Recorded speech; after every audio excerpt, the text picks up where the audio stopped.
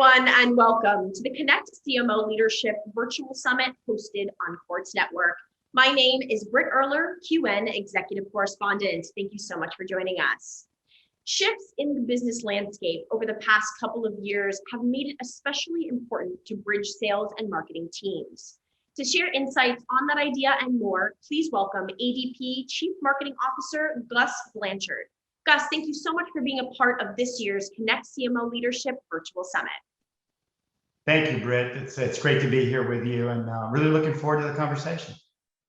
It's a pleasure to have you here as well. And Gus, I'd like to start by hearing a bit more about your personal professional journey. I know that you spent the bulk of your career in sales, rising up the ranks at ADP. What made you decide to transition into marketing? Well, that's kind of a challenging question, but at the same time, it's become kind of easy. I've spent over 25 years in the sales roles across all of ADP. You could argue that I've touched all the bases, as they say, whether it's our small business, our mid-size, and our large enterprise. And I've really just loved every minute of it. But there was something that was always a critical factor in my success in sales, was my affinity for marketing and the role that marketing needed to play to ensure that our sellers were in the best position to win. So when this question came to me and this idea of potentially moving over from sales, from an SVP of sales over to Chief Marketing Officer, the more I thought about it, the more it really felt like it was a natural extension for me. It's something that I've been doing, but not doing it at the level that obviously a CMO would do it. But that love of what marketing means to sales success is always going to be part of what I am, and it'll be part of my brand as a CMO.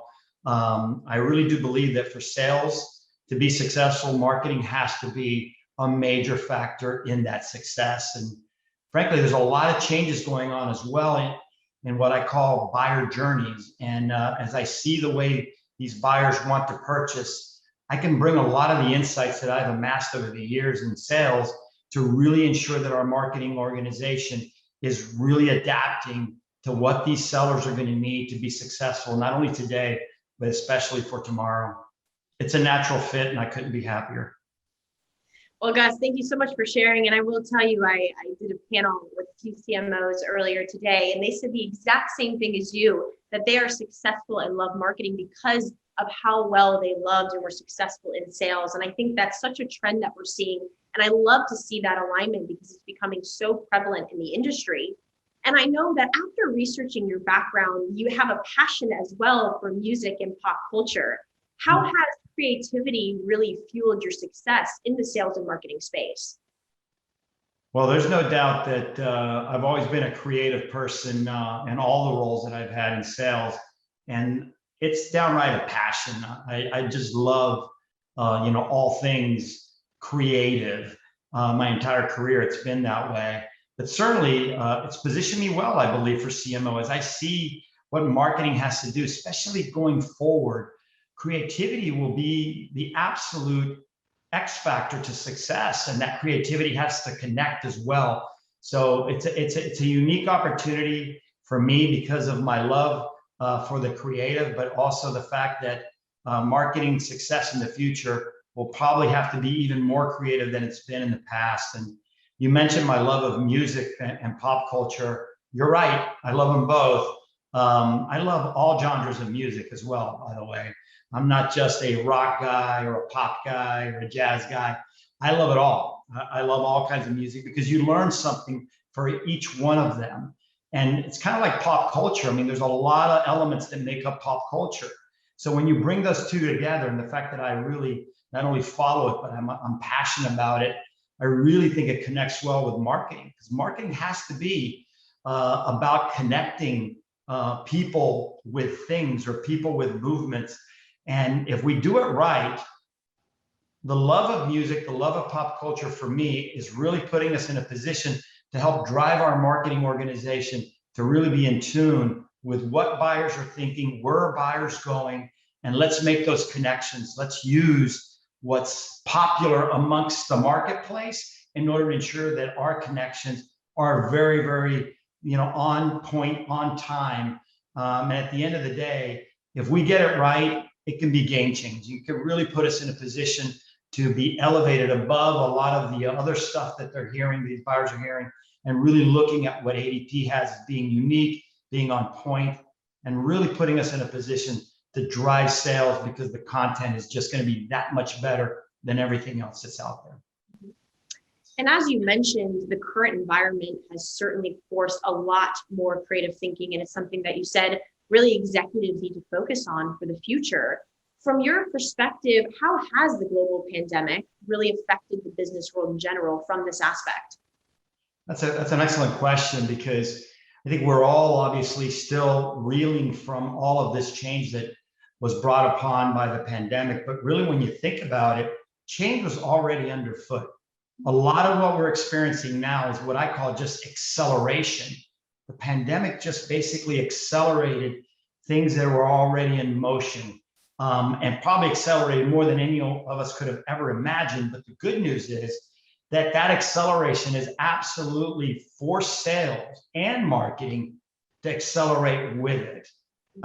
Think about it this way: the buyer journey just a few years ago, right now the baseball world, the series is going on right now, and then we have these exciting games. But you think about the game of baseball, just a couple of years ago, sellers would be brought into a buyer journey, let's say from when they hit the ball and they're moving over to first base.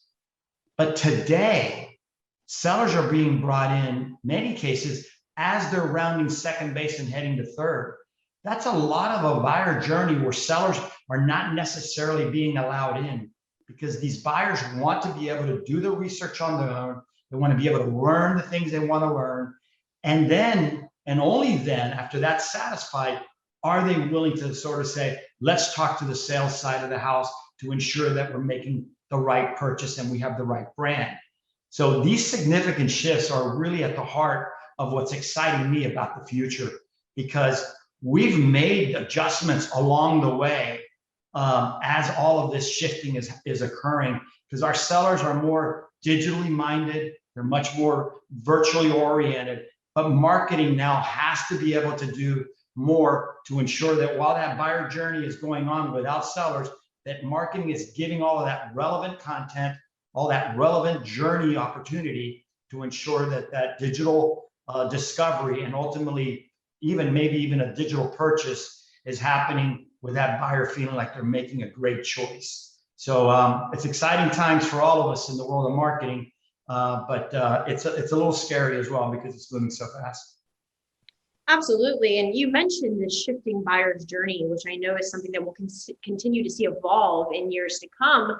But, this has to really change your approach to marketing and really the strategies that you're putting in place. And I know you touched on it a little bit there, but I would love to hear a little bit more details about what you've implemented, whether at ADP or your past companies, that you've seen be effective to make sure that this approach works.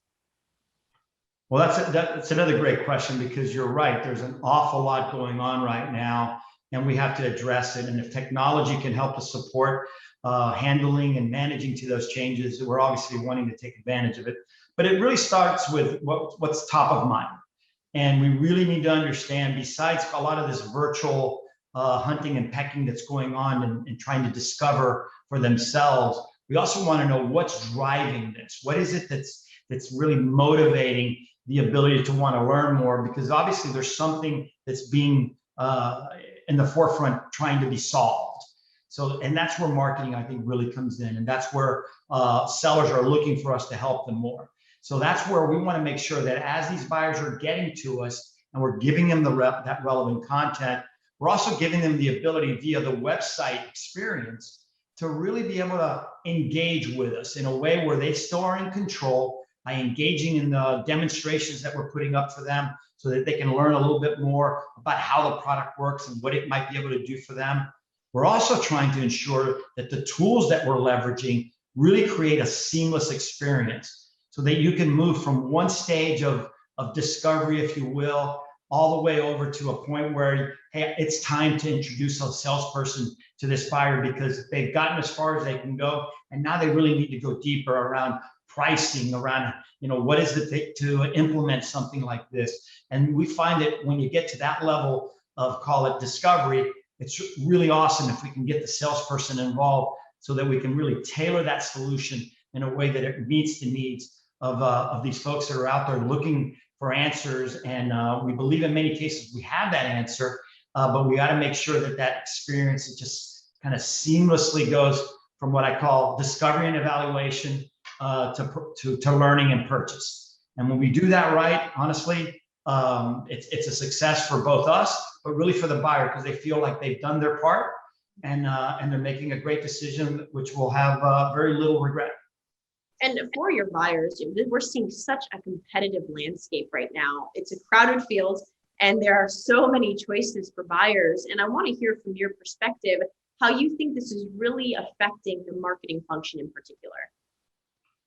Well, that's probably what we call the billion-dollar question, because with competition comes a lot of clutter, right? There's a lot of messages, there's a lot of versions of the same thing that's being said. But again, for me, that also means that's our opportunity. Where can we differentiate? And again, that landscape has their own particular view of what they're trying to do, even though in many ways we're all solving for similar types of needs. But I want to make sure that we are taking advantage of our ability to understand the large audience we already have.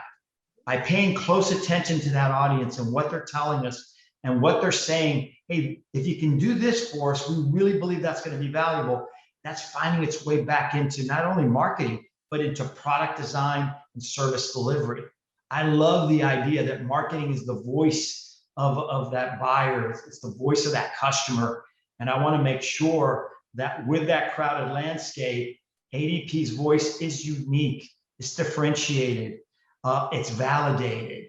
And we do that with great marketing, and we do that with testimonials. We do that with the ability of being able to show clients that have been with us not only for 5, 10, 15, 20 plus years they've been with us, because we've been able to adapt to all of this change. And I believe that's the way we get through that competitive clutter that's out there, to ensure that they see the brand, especially a brand as well known as ours, as not only being just a brand that's performed great over the last X amount of years, but frankly is more excited about what's next than what's been in our past. We do that right as marketers, we're going to be in an amazing spot to be able to, again, continue the growth that we've on and make sure that sales is coming along on that journey with us. Mm-hmm. And for the audience that's joining us today, if they aren't aware, ADP is a global technology company. So Gus, I can't let you go without asking, what role does technology really play in enabling the marketing teams to really better connect with the messages that the buyers are looking to find?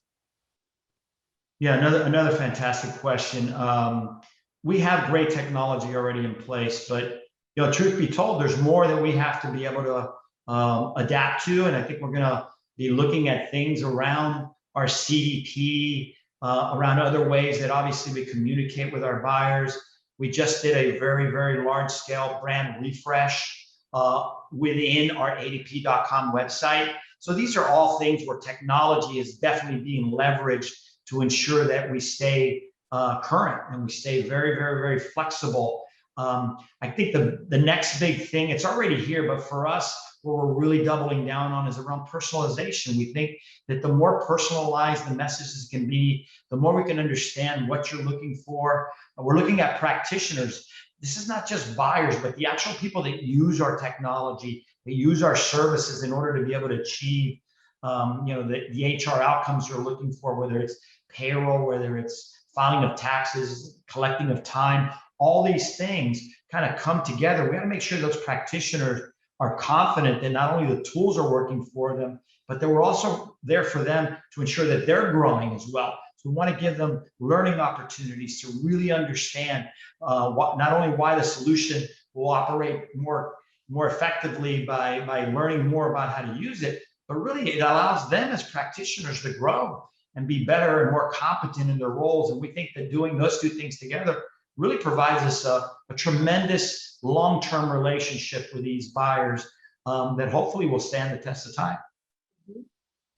Well, Gus, thank you so much for being here and providing your insights today. I think we're at such an exciting time for marketing and sales, and this alignment and the new evolutions that we're seeing are really just going to push businesses forward in the right direction. So I appreciate you being here and for providing our executives with guidance to make sure that they are moving their businesses forward. So thank you to everyone who has joined us as well. It's been an absolute pleasure. And I'm sure you will all have further questions for Gus. Not to worry, we will have a discussion forum underneath this session.